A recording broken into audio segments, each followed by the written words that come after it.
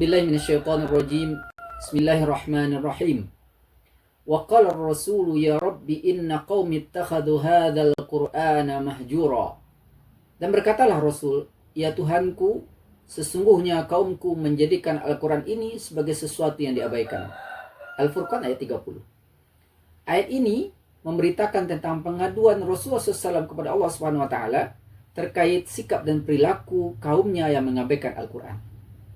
Menurut Imam Al-Zamakhsyari, kisah yang disampaikan ayat ini merupakan ta'zim lisyikayah, bentuk pengagungan terhadap pengaduan Rasulullah SAW, sekaligus takhwif liqaumi, memberi rasa takut terhadap kaumnya.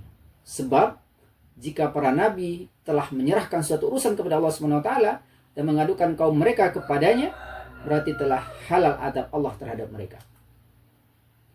Imam Ibnu Katsir merinci beberapa bentuk tindakan meninggalkan dan mengabaikan Al-Quran. Di antaranya, menolak untuk mengimani dan membenarkan Al-Quran, tidak mau merenungkan dan memahami Al-Quran, tidak mengamalkan dan mematuhi perintah dan larangan Al-Quran, berpaling dari Al-Quran, kemudian berpaling pada lainnya, baik berupa syair, nyanyian, permainan, ucapan, atau tariqah yang diambil dari selain Al-Quran. Maka semua tindakan yang terkategori meninggalkan dan mengabaikan Al-Quran ini merupakan perbuatan yang diharamkan. Mana dalilnya? Lanjutan ayat Al-Furqan 31. Wa kadzalika ja'alna likulli nabiyyin aduwwan minal mujrimin. Dan seperti itulah, kata Allah, kami adakan bagi tiap-tiap nabi musuh dari orang-orang yang berdosa.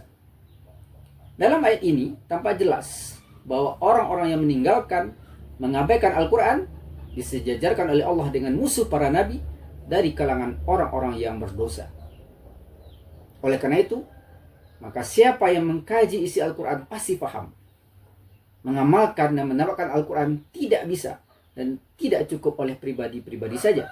Butuh peran masyarakat dan terutama peran negara. Pasalnya, Al-Quran berisi sistem kehidupan. Sebagian hukumnya itu hanya bisa dilakukan oleh negara.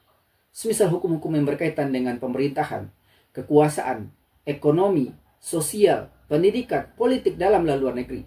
Termasuk hukum-hukum yang mengatur pemberian sanksi terhadap pelaku pelanggaran hukum syariah. Seperti hudud, hukum potong tangan bagi pencuri, rajam bagi pezina, termasuk hukum kisos dan lain-lain sebagainya. Maka hukum-hukum seperti ini tidak boleh dikerjakan oleh pribadi-pribadi. Ia hanya akan sah jika dilakukan, diterapkan oleh khalifah atau yang diberi wewenang oleh khalifah. Maka berdasarkan fakta ini, keberadaan negara khilafah merupakan sesuatu yang bersifat sangat penting daruri. Karena tanpa khilafah Islamiyah, mustahil semua ayat Al-Quran dapat diterapkan.